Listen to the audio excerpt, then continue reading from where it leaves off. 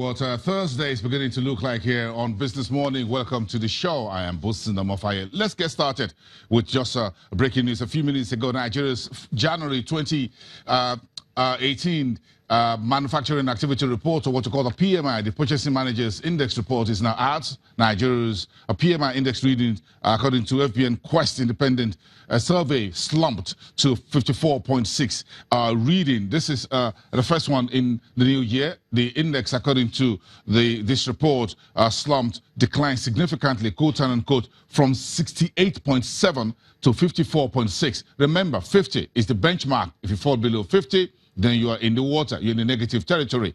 Now, the headline reading for Nigeria's manufacturing now showing a significant decline to 54.6 reading from 68.7 in December last year. According to the report, 4 of the sub-indices measured by FBN Quest were in positive territory, the highest for delivery times, the lowest for workforce or new hiring by manufacturers. The report showed that the decline in the month of January was attributed to a short-lived boost in seasonal demand because there was no trickle-down effect into the month of January. The reading for new orders slumped, and the same trend was mirrored in the output sub-index. That's what we have right now, just coming in as we're waking up to today's business day. Nigeria's PMI for January 2018 down significantly, reading 54.6 against 68.7 last December. But also in the news overnight was Nigeria's handshake with its largest northern neighbor. That's Niger Republic. On Wednesday, Nigeria's junior oil minister, Dr. Ibeka Chiko, went to Niamey, the Niger's political and economic capital, to have a deal towards building a refinery in the border town between the Republic of Niger and Katsina State in northern Nigeria. The minister says in a tweet overnight that a crude oil pipeline would also be constructed from Niger to the new refinery.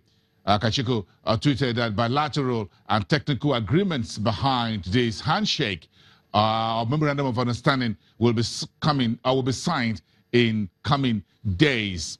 But let's have a few facts for you about Niger. I'm sure, of course, many people are aware. If you look at that map, there you find this is one of the largest by landmass neighbor with Nigeria to the northern corridor, and it's Nigeria's strategic partner in the war against Boko Haram terror in the northern part of the country. Niger is also Nigeria's strategic trade and culture partner with all the bordering northern Nigerian states, from Borno in the northeast to Sokoto in the extreme northern west part of Nigeria, and in between you've got other states like Katsina, Kano, and the rest. So Niger stands very strategic to Nigeria when it comes to the war against terror in the what you call the bilateral trade on the ground there, and of course cultural exchange.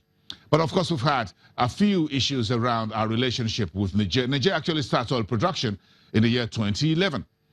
But of course there have been years of allegation that Niger is a major destination of petrol products smuggled into from Nigeria, refined production and import via Lagos. Niger is said to be one of the destinations for petrol products, petrol, diesel, and other products smuggled from Nigeria via haulage tankers across the border into Niger. Now Nigeria is going in bed with the Niger Republic to build a crude pipeline and a refinery in a town bordering Niger and Katsina State. This will be a major one. Nigeria currently has its own refinery in Kaduna, and that is one of the worst performing out of the 4 state-owned refineries in the country.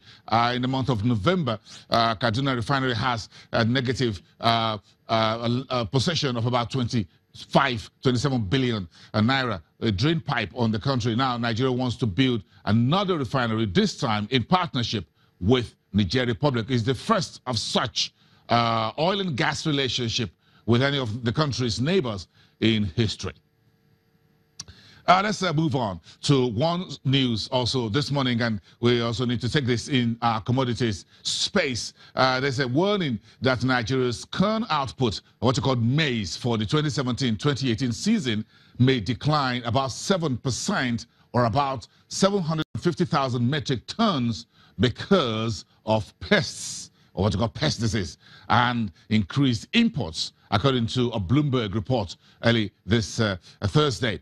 The head of the Maize Producers Association in Nigeria, Tunji Adinola, told Bloomberg on telephone yesterday that 2-year-old armyworm, which that's the name for the corn disease, is ravaging farms, discouraging farmers to produce more corn on one hand. Then we have imported corn rising, and other people switching to other crops. If the pest is destroying your crops, we just use a piece of land to produce something else. So that's a three-pronged problem that Nigeria currently faces. The country, Nigeria, produced 10 million metric tons of corn in the current season, and we are Africa's second largest corn producer after South Africa. But Nigeria's corn imports jumps about 33% in 2016-2017 season to about 400,000 metric tons, according to the USDA. That's the United States Department of Agriculture. Those are basic news as we have them this morning, one from one commodity to another. So we're going to have a lot more to discuss in the world of commodities as we bring on to the conversation Adimo Kwesi is back here this week to wrap up the Commodities Week for us. He's one of the research analysts at Financial Derivatives Company. Good morning. Good morning. It's good to have you. Thank you. Yes. Okay. Very quickly, we'll go through what are the burning economic news. Then we'll try to squeeze in this handshake with Niger Republic over a refinery, and then if we have some time to chew some corn.